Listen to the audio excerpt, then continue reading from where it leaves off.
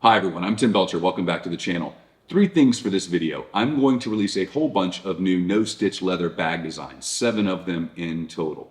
Second, I'm going to explain why this thing, the WeCreat Vision Laser, should probably be the first laser you buy. And you heard me right, the first. Might not be your forever laser, and in some situations, maybe it would make a great second laser. And then the last thing, I'm going to give some of these designs away free online. I'm also going to give a lot of the bags that you see in this video away to you guys. So stick around to the end to figure out how to enter to win. This is how I made it. Let me show you this one first. This is the envelope design. This is a very simple pattern. One piece of leather, you fold it in half, weave up the sides, add your rivets or D-rings, and add a simple snap. Great for checkbooks, great for a cash bag, and it can also be a clutch. If you add the D-rings on the back and add a chain, this will hold a large smartphone and a credit card wallet. So the first one is the envelope. Now let me show you the envelope clutch. This is designed to be a clutch from the ground up. It's 2 panels, just a front and the back. The front panel on this one and the next one actually use some clever package design. The front panel folds over to create the bottom and the sides. The back panel simply weaves that together with that no-stitch pattern and creates the flap. 2 D-rings on the side for a chain and a simple snap. This is certainly large enough to carry anything you normally would carry in a clutch, large cell phones, etc. The sides of this actually taper to the top from 1.5 inches at the bottom to 3/4 of an inch at the top, and the design looks really, really nice. Take that design, if that was a square or a rectangle, this would be the triangle design. And this is a modification of this, an extension of that. Now we have some more complex geometry at the sides to get that sort of triangle shape. This one gives me serious retro vibes back to the 60s or 70s and is sort of my favorite design. Again, 2 D-rings and a snap. That same package design keeps that no-stitch pattern only on the back and not on the front of either one of these. Just a very, very nice, simple design. And then if that was the triangle, here's the circle. Very easy 2-panel design, the front and the back, 2 D-rings and a snap, a chain, and you've got what I think is a great looking clutch. And then for any of these clutches, I've actually designed coin purses or card wallets to match. This is the circular one. These are examples of the triangular pattern, and these are examples of the envelope pattern. These also would maybe hold a deck of cards or something. Now for any of these coin purse card wallet designs, same idea. These 2 are single pattern designs, snap, 2 rivets. This is a 2 pattern design, but you can change those rivets out to D-rings if you wanted a very, very small purse, perhaps an event or a concert purse, or something that you wanted to just keep credit cards in and some cash and keep in your pocket. These are actually perfect for that. And before any of you comment, I know that the circular clutch also looks exactly like a sporran. I just didn't know what a sporran was until I designed this, but several of my friends were happy to point that out. That's the bag that Scottish guys wear around their waist when they're wearing their kilts. Again, this design would be perfect for it. It already has D-rings. All you have to do is put a belt chain on it and you're good to go. So 7 designs. You've got the envelope, the cash bag, you've got the envelope clutch, you've got the triangular clutch, you've got the circular clutch, and for each of the major designs, you've got card wallets or coin purses that match. And I'm going to go in depth on how I designed these and how I made them in just a minute. But first, let's talk about this guy for a minute, the WeCreat Vision Laser. Now to be very upfront, they sent me this laser to try. I told them I would not do a review of it, but I would, if I liked it, use it in one of my projects. And they immediately just said, give us your address, we'll ship it to you. I thought that was fairly confident on their part, and after using it for the last 2 months, I understand why they're confident. To cut to the chase, this is simply the easiest laser I've ever used for a number of reasons. Now this is sitting right on a table next to my X-Tool P2 CO2 laser. My only experience to date has been CO2 lasers, this and a larger 80-watt OM Tech. When I say that this laser does 90% of what I do on a daily basis with leather, I'm not exaggerating, and it is 1/3 the cost of that X-Tool. Now I've only used this laser on leather over the last month and a half as I developed these patterns. However, I've seen plenty of content on this laser's performance on wood, on rotary objects like glass or mugs. And I've got to say, when it comes to leather, this cuts almost just as good as my CO2 lasers do. Perhaps just a bit slower. It certainly tears through 6-ounce leather in a single pass, probably more. And when it comes to engraving, I think annoyingly, this laser is actually better than my CO2 at engraving leather. It gives me more precision, a better outcome, sort of more dots per inch, if you will, which is super annoying given the high cost of my CO2 lasers. So when I said this would do about 90% of what I do on a daily basis, that other 10% is probably based mostly in the size of the bed. This is not a huge laser. It's about 12 by 16 inches. Sort of comparable to a Glowforge, maybe a couple of inches shorter on the Y. Very comparable to a Cricut. All the patterns I developed for this machine that you're seeing in this video will fit on this laser and almost any other. I mentioned I don't have to give a review of this machine, but I feel like I want to talk about some of the things that I liked about it so much. My experience using this has been that good. This is a 20-watt class 1 diode laser. Before this, what I knew of diode lasers, they were open frame. You're cutting and combusting in the open. You have no protection from the laser itself, meaning you need glasses. There's no ventilation system, meaning you're breathing that in. And most of them don't have air assist. Now you can buy all that stuff for a less expensive diode frame-based laser, but this has everything you need right in the box. This has an HD camera in it, absolutely fantastic to use and place your images on your material. It has a lifting mechanism that gives you absolutely tons of Z-space, plenty of room for mugs, rotary objects, etc. And then you get to the software. Their software absolutely stands out above anything else I've used. I will say that you don't get a lot of the advanced features that you get on Lightburn, for instance, but I haven't needed them. I have used their software in this machine exclusively and have had absolutely no trouble. In fact, not only haven't I had trouble, it's been so much easier than any of my work in Lightburn. I'll show you more about this as we jump into the design and making of some of these bags. Let's start with the envelope. I'll show some of the coin purses later, but they're essentially smaller versions of this same design. One thing to note on all of these single panel folding designs is that there's actually a little extra room on either side of the fold line, and that should give you a little extra leather, a little extra room to fold over and get your tabs started. I'll measure that side and with a little math place my tabs in slots, and then some mirroring and joining operations, and we're into the full design. Here's an example of that pattern, and this little guy is a Key West themed envelope with a modified version of my Key West map on the back. And I'm going to stretch out those snap rivet locations a little, and while this is flat, attach my snaps. Then I'll fold this over and try to seat each of the bottom tabs first. And if you're new here, the tabs are too wide to go in directly, but if you get one side of the tab through at an angle, then you can seat the tab by either pulling it through from the inside or sometimes just push it through from the outside. You can see here with this leather, it's fairly easy to just push most tabs through after you get it started. And you'll see me look for the right angle, the right grip to get those tabs started, but everything's fairly intuitive. Overall, you'll go to a little school with the first one, but learning to do this is really simple. And just a few reminders, just remember the finished side always goes over the finished side. That puts the tabs inside the project. And while you can certainly do this with just your fingers, I find it always a little easier on my thumbs and fingers if I'm going to do multiples to use a small pair of pliers, at least with stiffer leathers. With softer or faux leathers, things go together really, really easily. Now the top two tabs on each side of all of these projects have rivet holes in them. With stiff leathers, you really don't need these for strength. The design is plenty strong enough. With softer or stretchier leathers, these help keep those topmost tabs from coming apart. On these projects, they serve a double duty though. You can use rivets if you never want a chain on it, or you can use those same holes to use screw-on D-rings if you want to add a chain or a strap with lobster clasps. And sometimes I need a little patience to get those rivets in place, especially on the coin purses, which are tight for my fat fingers, but it's not hard. And on this one, I installed those small D-rings, so this envelope could actually be used as a small clutch as well.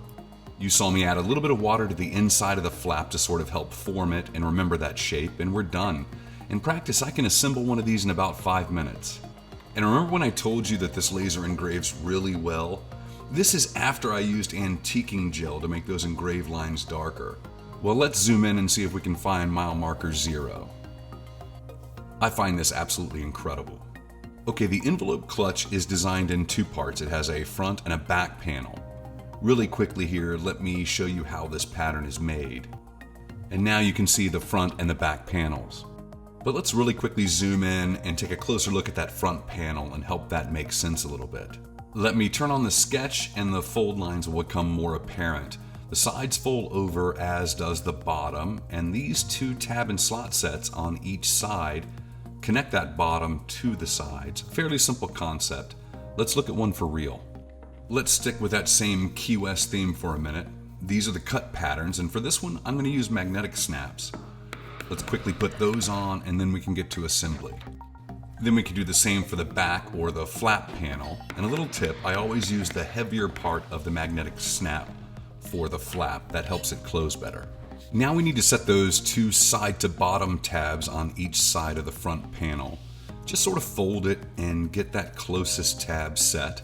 You can see me here use a pair of pliers after I get it started. And do that on both and then the other side, and the front naturally forms into the correct shape. Now I'll take the back panel and just begin to set the tabs across the bottom. And this is fairly easy because you can actually do it while the bag is open. Now you see the entire bag sort of naturally taking shape. Let's just close up each side. And here you can see that nice taper the design gives you. And let's do the other one. And now we just need to add some screw-on D-rings and we're done.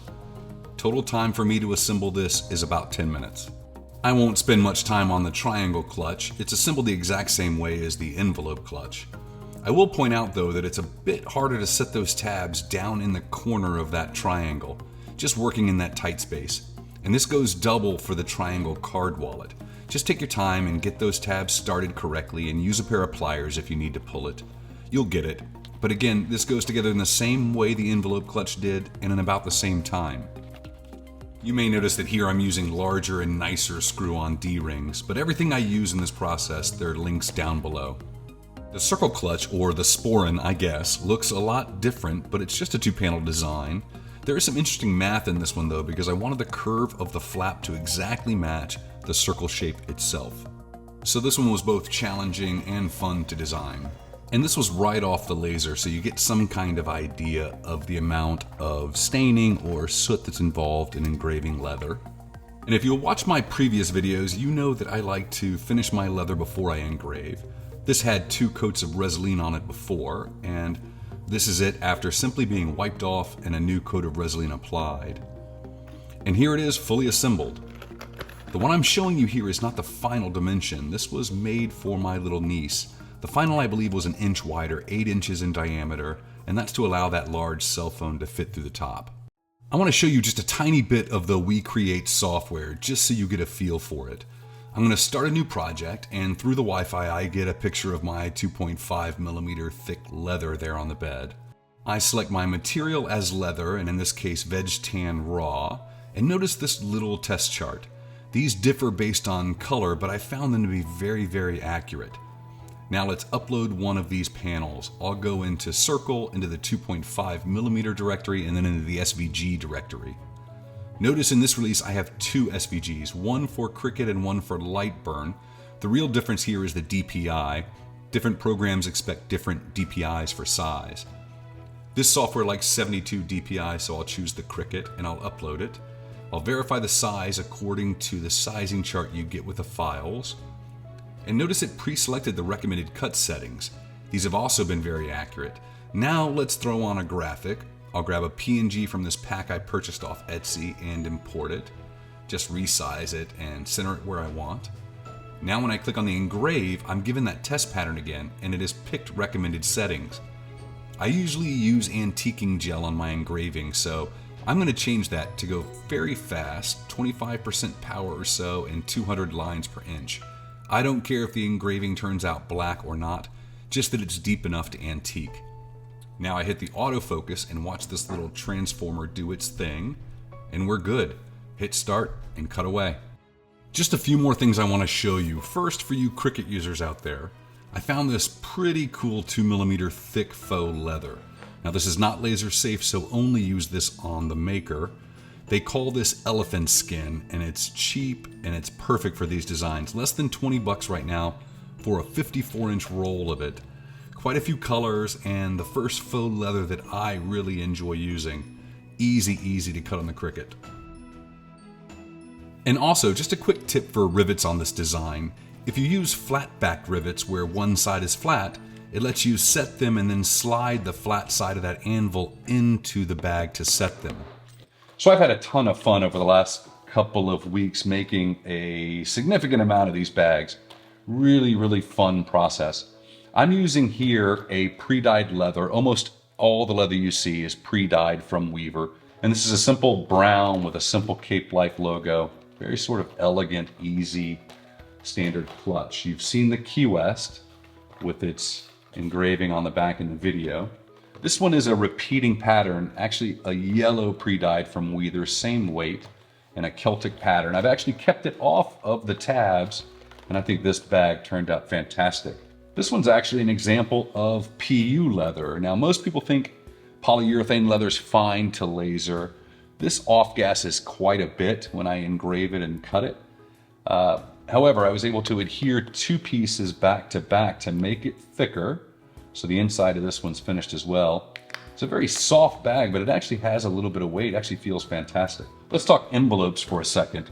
So I'm making envelopes for our checking accounts, for our activities. My wife, for instance, works at a charity at our local school, and this is what she needs when she collects cash from the kids. This one is a Wells Fargo bag, naked engraved and simply sealed. Great checkbook holder. You've seen the Key West bag in the video. Good detail on the back of that mat. This one, for instance, is Charles Schwab. Just wanted to do something on green to show what that raw engraved looked like. This is that same faux leather you saw me make the envelope clutch out of, although this is only one piece. And even as one piece, even as it's stretchy, this is absolutely great for a checkbook holder. And lastly, this is actually scrap leather. You can see the discolorations of the leather. It's a cutoff of a larger hide. Just wanted to point out, this is a great way to use smaller panels left over from larger hides. Let's take a look at the triangle clutches. This is that same brown 3 to 4 ounce leather from Weaver. Very simple design. This comes out to be such a nice, elegant looking clutch. This one is made on the Cricut Maker. You saw some of that just a few minutes ago. Again, a great material for this, really easy to cut on the Cricut. This is certainly not for use on a laser, but the end result's fantastic. This one came out well, certainly usable, but it's a bit of a learning experience. I did not engrave this one deep enough, and I had to put far too much antiquing gel on it to get those lines to really turn black, and that darkened the leather, made it a bit blotchy. In the end, it just looks like it has some age to it, so it's perfectly usable. Really wish this one had come out better, but certainly wouldn't make that mistake again. And lastly, let me show you this one. And this one probably looks really good on camera. It's got a rose pattern to it. However, it's made out of super thin faux leather. I just wanted to make one to see what it was like. And the truth is, this is almost like a balloon. The chain on this bag would probably weigh 10 times the amount the bag does, so it's almost completely unusable, maybe good for a photograph. However, let's take a look at this same exact material on the envelope, coin purse, or card wallet. Absolutely perfect. This thing, even though it's thin, is perfectly strong enough to hold coins. It's not coming apart anywhere. Just be aware if you're going to use faux leather for some of these things, that you may want to back it to make it thicker, make it a little bit more stiff. Here's some other examples of those envelope, coin purse, card wallets. This one is red, actually the same red as that. This one's finished in leather balm, this one's finished in Resolene. This has a raw engrave, and this one is antiqued to be dark. Again, really useful little package. Probably would hold a deck of cards, certainly IDs. This is that green with that raw engrave as well. Come out very nice. Then I have these. Let's see, more. If you ever have an afternoon where you have nothing to do, you can cut and put these together in minutes. These are very simple and very fun to make. And lastly, here are the triangle card wallets. Now, I will make this point to everyone. These are more difficult to put together because you have to seat that tab at the bottom in that corner as you're folding it. It's not hard, it's simply, I would say, medium on the scale. The envelope and the coin and the circular are much, much easier to put together than these. This one is made out of a brown weaver that was over 2 millimeters thick. And this one was very, very difficult for me to put together. So I recommend when you're doing the coin purses or the card wallets that you stick to a bit of a thinner leather. And this is another example of a very thin faux leather, but very, very easy to put together because it's faux leather and certainly strong enough to do the job. Well, a huge thanks to WeCreat for sending a laser. Fantastic product, and I think it's really going to be a winner for you guys. And let me give you one final thought on the WeCreat Vision laser and why I think it should be your first laser. I think this laser has a second life as a dedicated rotary laser. Let me explain that. I've never done anything but leather, but I'm going to link a video down below to Build Dad Build. I love that guy's channel and his video on the WeCreat doing tumblers. This thing does tumblers easier than any other platform I have ever seen. It's a combination of hardware. That rotary is fixed, your center line's always perfect. You simply tell the WeCreat how big your diameter is and cut away. Visual, you simply lay your graphics on the tumblers, absolutely fantastic. And at a third the price of the X tool, for instance, which does not come with a riser base, does not come with a rotary, you simply can't beat that kind of convenience. I'm going to put the individual clutch patterns up on Etsy for about $7. If you're going to buy more than one, just buy all three. It'll be priced to save some money. I'm going to actually give away the patterns for all the coin purses and card wallets and the envelope.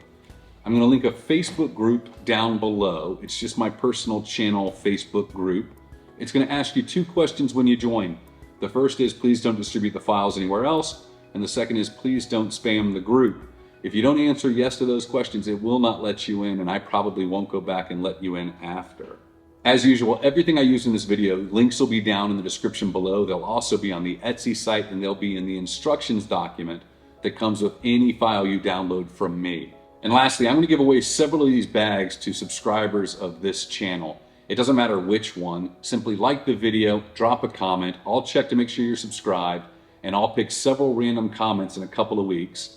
And then I'll reach out and ask you to contact me via the About info on my YouTube channel. Anyway, I hope you enjoyed this design. I've had a ton of fun designing it and making an absolute ton of bags, and I hope you do too. Thanks for watching.